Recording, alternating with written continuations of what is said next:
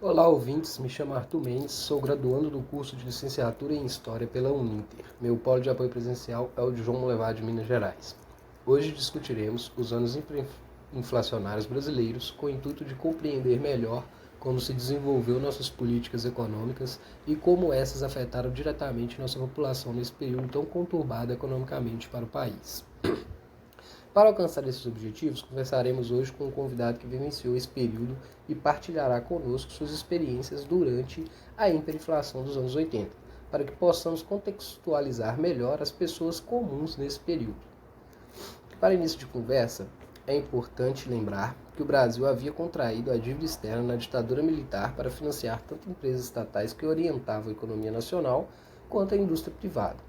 O dinheiro dos bancos americanos contribuiu para o segundo Plano Nacional de Desenvolvimento na segunda metade da década de 1970.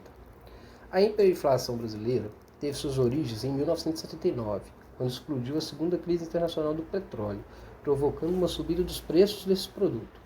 Os Estados Unidos, fortemente dependentes do petróleo importado, passaram a ter uma inflação considerável. Para contê-la, o Federal Reserve, Banco Central americano, aumentou as taxas de juros no país. Isso acabou afetando o mundo todo e provocou uma recessão generalizada.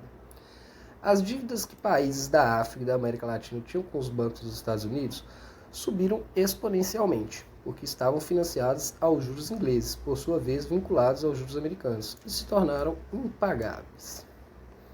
O pãozinho francês de 50 gramas, que era a alimentação básica da população brasileira, passou de 38 cruzeiros reais a 58 cruzeiros reais em apenas uma semana. A moeda perdia valor todo dia, tanto que fazia parte do cenário econômico de todas as televisões e rádios o preço do dólar, que às vezes mudava 3 vezes, de manhã, na hora do almoço, e de noite, na hora do fechamento do comércio. Se no regime inflacionário há aqueles que pagam, por outro lado, há também aqueles que ganham. Com essa narrativa, torna-se fato importante sabermos como as pessoas comuns da sociedade experimentaram e vivenciaram esse período.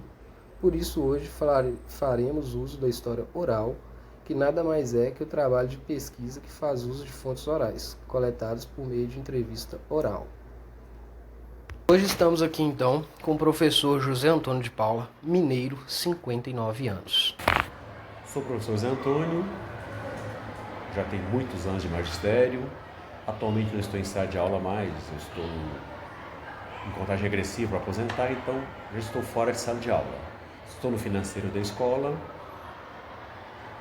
não estou me preparando para aposentar, porque eu acho que ainda posso ser útil para a escola ainda, então devo ficar por um bom tempo na escola. E pela minha idade, 59 anos, já passei por muita coisa, mas vale a pena acreditarmos na política, errando, acertando. É o único caminho. A democracia é o único caminho. É o caminho que, errando, acertando, nós somos autores e coautores do nosso destino. No aspecto econômico, é isso aí.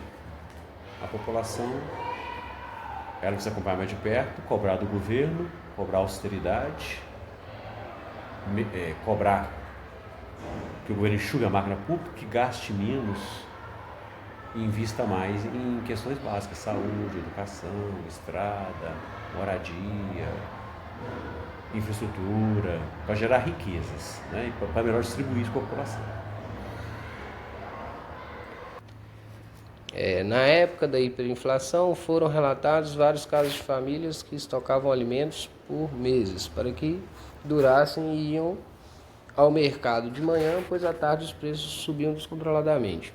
Você já presenciou alguma dessas situações? Sim, porque eu, na época eu era estudante, início de carreira, então peguei parte dessa, vivi parte dessa realidade brasileira e realmente tinha inflação galopante. O primeiro ano que antecedeu a criação do Plano Real foi implantado em julho de 1994, completando 30 anos agora. Então, no último ano tinha inflação galopante, o índice de preço consumidor acumulado nesse período, mais de 2.500%. Então era loucura, as pessoas tinham medo de faltar as coisas, sabe isso? não fosse para o mercado, eu sabia que preço que compraria os produtos. Então, eu vivi isso aí de perto, com meus tios estocando os alimentos em casa, minha família, embora famílias pobres, né? Não fossem famílias ricas, mas procurava garantir pelo menos o básico o maior tempo possível de durabilidade. Uma das primeiras medidas do governo para combater essa hiperinflação foi os fiscais que ficavam trocando os preços no mercado de manhã, de tarde e de noite. Você se lembra de ter presenciado algum desses fiscais trabalhando, ou se lembra de como funcionavam essas coisas? Olha, eu me lembro, inclusive do governo Sarney, né? Porque era a figura aí, já que o presidente incentivou a população a fiscalizar, as pessoas se sentiram empoderadas a fiscalizarem. Eu não presenciei nenhum fato próximo a mim, alguém que eu conhecesse fiscalizando, não.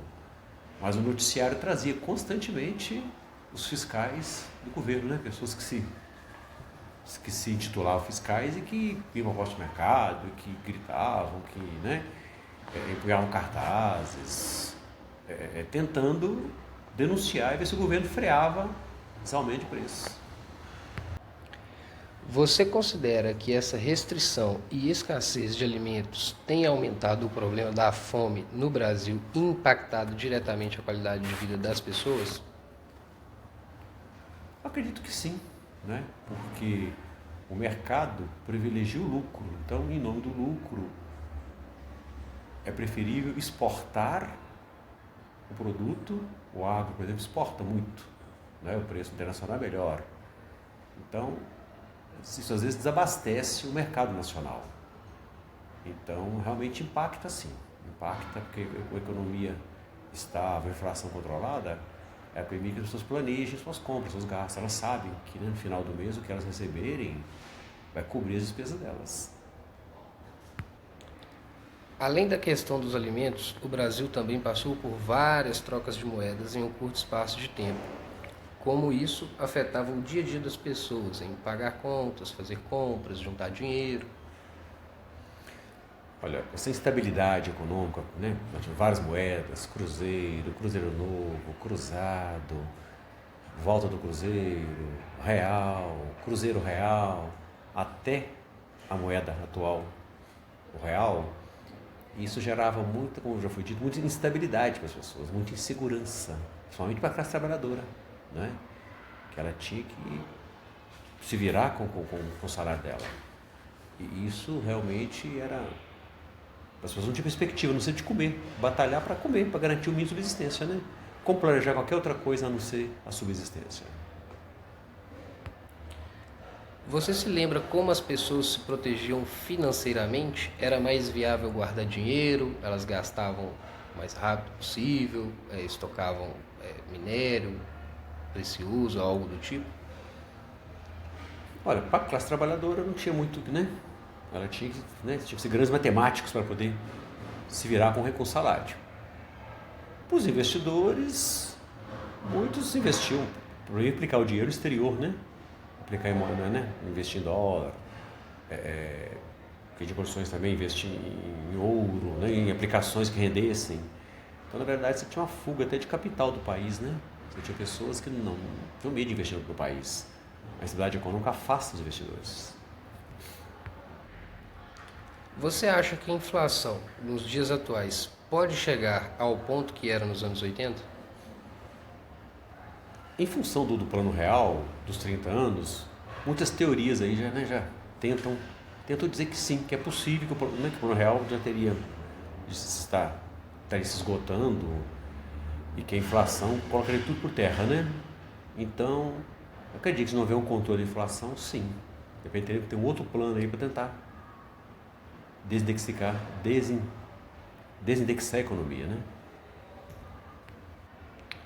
Você poderia estar dizendo para a gente quais suas lembranças mais marcantes da época da inflação? Olha, uma coisa que marcou muito, eu estava no começo de carreira como professor, e essa inflação era tão galopante que eu me lembro de um governador, o governador Newton Cardoso, que numa das pressões que o sindicato fez para o reajuste salarial, esse governador, então, ele implantou um gatilho. Então, a cada mês nós tínhamos um reajuste salarial. Fala em reajuste mensal. Hoje parece utopia, né? Parece uma fantasia. Mas eu vivi isso, e isso marcou. Né? Isso me marcou porque pensar no aumento desse hoje em dia, mensal, é quase que, como já disse, uma utopia. Para a época, isso marcou muito para a gente, porque foi significativo. Você se lembra como a população se sentiu e reagiu após Collor realizar o confisco das contas da população? Olha, foi uma revolta muito grande, né? Porque confiscou recursos de pessoas humildes, simples, que depositavam dinheirinho, né? Umas sobrazinhas mensais depositavam, né? Tinham planos, né? De repente de reformar a casa, de comprar um carro, de uma viagem. Do dia para a noite viram esses recursos simplesmente bloqueados, né? Não podiam dispor desses recursos. As empresas inicialmente passaram um certo apuro, porque o recurso que elas tinham também foi bloqueado. Muitas vezes era recurso para pagar funcionários, para investir na própria empresa, né? Que estavam aplicados na poupança. Essa questão da empresa, isso se resolveu de imediato. Agora, o confisco da poupança da classe trabalhadora, daquele que juntava o dinheiro sonhando com algo, com adquirir um patrimônio, com uma viagem, essa pessoa ficou frustrada. As pessoas ficaram frustradas. Pela proximidade da saída do regime militar com a hiperinflação, essa saída do regime militar foi vista de forma positiva pela população? Sim. Embora muitos nem entendessem, né? O que estava acontecendo, e sem adentrar no mérito aí, né? Se foi golpe militar ou não, essa polêmica aí, esquerda e direita, essa polarização, né? Sem adentrar nesse discurso, mas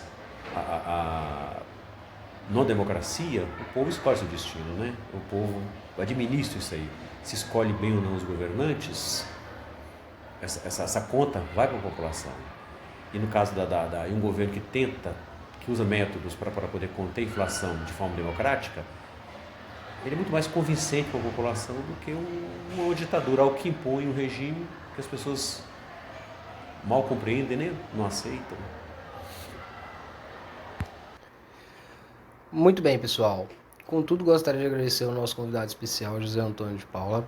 Agradecer também a Ana Carolina e demais pessoas envolvidas na realização desse podcast. Um agradecimento especial a você que nos acompanhou até aqui. E para finalizar, gostaria que refletisse na importância em que a história oral contribui para o entendimento e agregamento de perspectivas históricas na nossa narrativa do passado. Muito obrigado.